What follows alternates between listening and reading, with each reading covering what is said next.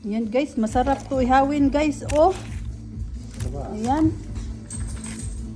Grabe ka taba ba? Taba po ang high blood na to.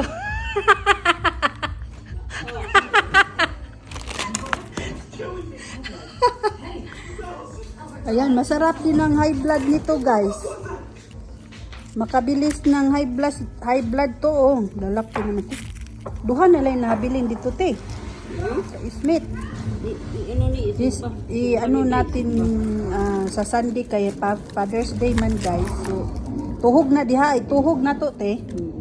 Diba tuhogon tapos isugba.